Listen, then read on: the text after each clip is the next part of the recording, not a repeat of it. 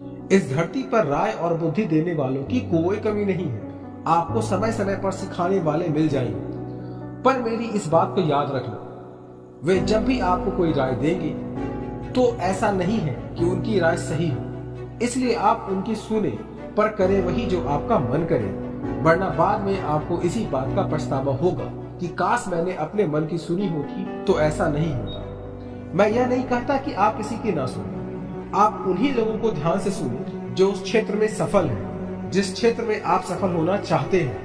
क्योंकि जब कोई सफल व्यक्ति आपको कुछ सुनाएगा तो उसकी बातों में वह सच्चाई और अस्पष्टता होगी जिसकी आपको सफल होने के लिए जीवन में जरूरत पड़ने वाली है।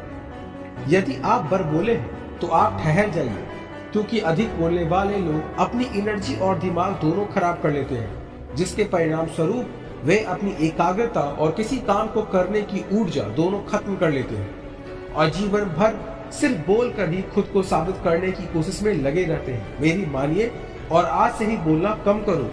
ज्यादा बोलने से एनर्जी और दिमाग दोनों खराब होता है, इसलिए आप अपनी एनर्जी और दिमाग की ताकत को अपने लक्ष्य को हासिल करने में लगाओ। आप जरूर सफल हो जाओगे। आप किसी भी चीज को लेकर चिंता करना छोड़ दीजिए, क्योंकि हमारी चिंता कोई और कर रहा है। इसलिए आप चिंता छोड़ उस काम पर पूरा फोकस लगा दीजिए जिसे आप अपने जीवन को बेहतर बनाने के लिए करना चाहते हैं। अगर यह सब आपको करते हुए आपके साथ कुछ भी बुरा हो जाता है तो भी आपको बिना रुके अपनी मंजिल तय करनी होगी, आगे बढ़ना होगा, क्योंकि हमारे साथ जो कुछ भी अच्छा या बुरा होता है यह सब कुछ पहले से ही तय होता है। इसलिए इस बारे में चिंता करके आप अपना समय बर्बाद करेंगे और कुछ नहीं। भलाई हमारी इसी में है कि हम बिना परेशान हुए अपने बहुमूल्य काम को तय सीमा पर पूरा कर लेना चाहिए।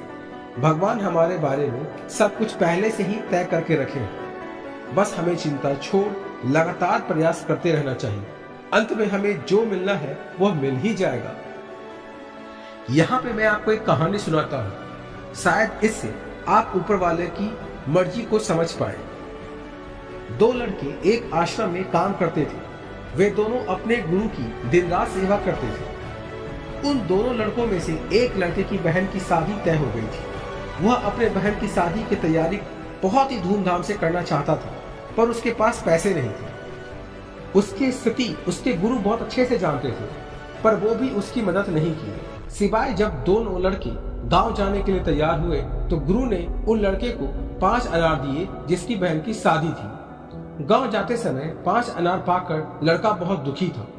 उसे तो पैसे की जरूरत थी, पर अनार क्या करेगा। उसे अपने गुरु पे बहुत गुस्सा आ रहा था। जब दोनों लड़के गांव की तरफ जा रहे थे तो रास्ते में राजा के सैनिक इस बात की घोषणा कर रहे थे कि क्या किसी के पास अनार है, राजा को इसकी बहुत जरूरत है। हमने बहुत प्रयास किया पर हमें इस क्षेत्र में कहीं भी अनार नहीं मिला। राजा की बेटी बहुत बीमार है, उसे दवा के लिए अनार की जरूरत है।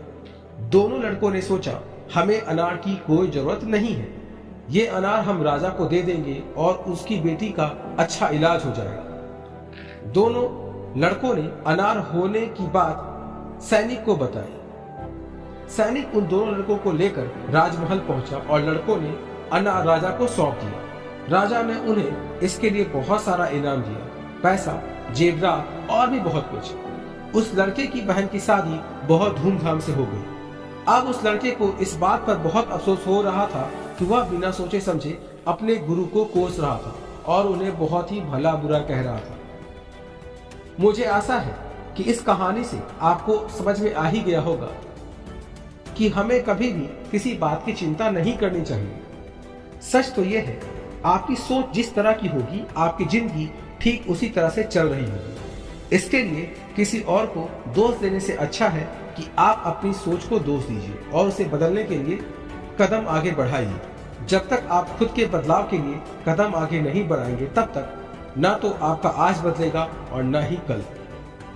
कल बदलने के लिए सबसे पहले हमें जो बदलना है वह है हमारी सोच, क्योंकि आप अच्छे से जानते हैं कि सोच ही वो नींव है जिस पर हम अपने सपनों का महल बनाते हैं। आपकी सोच दोनों तरह की हो सकती है, अच्छी और बुरी, पर आप किस तरह की सोच को महत्व देते हैं उसी से यह तय होता है कि आपका पूरा जीवन कैसा होगा। जीवन के हर मोड़ पर कठिनाइयों से आपका सामना होगा। अगर आप उन कठिनाइयों से लड़ने के लिए मानसिक रूप से मजबूत होना चाहते हैं तो अपने दिमाग को प्रेरित करने वाले विचार से सींचिए, खुद पर भरोसा और आत्मविश्वास रखिए। सारी कठिनाइयां अवसर में बदल जाएंगी। क्या आपने कभी इस बात पर गौर किया है कि अवसर हमेशा कठिन परिस्थितियों में जन्म लेती है? अगर आप और आपके आसपास के लोग बहुत सुखी हैं, तो क्या वहां कोई अवसर पैदा होगा? नहीं ना। तो आज से आप यह मान लीजिए कि हमारे और कठिनाइयों के बीच में जो जंग होता है, जंग के बीच कठिनाइयों के गर्भ से ही अवसर पैदा होता है। अगर कोई आपसे कहे कि तुमसे यह काम नहीं हो सकता, तो उसका सीधा सीधा यही मतलब होता है, इस काम को तुम्हारे सिवाय कोई और नहीं कर सकता। यदि आप हारने की हिम्मत रखते हैं तो आप जीतने की कला भी बखूबी जानते हैं। चेहरे की रंगत से सिर्फ आदमी निखरता है, लेकिन मन की रंगत से आदमी और उसका भविष्य दोनों निखरता है। इसी को सफेद झूठ बोलने वाला कहते हैं। हमेशा इस बात को याद रखिएगा कि जीवन की सबसे बड़ी खुशी उस काम को करने में है जिसे आपका दिल करने के लिए इजाजत दे, वरना उस काम को हाथ मत लगाइएगा जिसे आपका दिल करना ही ना चाहे। अगर आप किसी के एहसान तले नहीं रहना चाहते हैं तो आप दिल और दिमाग से इतने मजबूत बनिए, आपको कोई भी किसी भी तरह की मुसीबत हिला ना सके। आप डटकर खड़े रहें तब तक जब तक कि मुसीबत टल ना जाए। जब तक हम अपने दर्द, गम और डर को हथियार नहीं बनाएंगे, तब तक हम सिकंदर नहीं कहलाएंगे। यदि आपको इस बात से फर्क नहीं पड़ता कि लोग आपके बारे में क्या सोचते हैं, तो लोगों को इस बात से भी फर्क नहीं पड़ता कि आप क्या करते हैं। इससे फर्क नहीं पड़ता कि आपके चेहरे की रंगत क्या है, फर्क तो इससे पड़ता है कि आपकी सोच की रंगत क्या है। तरक्की सिर्फ चाहने से नहीं, सही निर्णय और लगातार मेहनत करने से मिलती है। यदि आप ऊंचाई पर पहुंचना चाहते हैं तो आपको हर उन विचारों और बातों से हल्का होना होगा जो आपको भारी कर देते हैं। इस धरती पर कुछ भी मुश्किल नहीं है। मुश्किल है तो बस यह मानना कि कुछ भी मुश्किल नहीं है। आप समय न होने का बहाना नहीं कर सकते, क्योंकि आपको भी हर दिन 24 घंटे मिलते हैं, उतना ही जितना सफल और महान लोगों को मिलता है। समय का पहिया यह नहीं कहता कि धीरे चलो या तेज चलो। समय का पहिया कहता है कि मेरे साथ चलो और सफल बनो। अगर आप सिर्फ सच होने का ढोंग करोगे तो यकीन मानिए आज नहीं तो कल नीचे अवश्य गिरोगे। इसलिए हमेशा सच का साथ दें और सच बोलें और सच के साथ चलें। केवल सच का दिखावा करने का प्रयास न करें।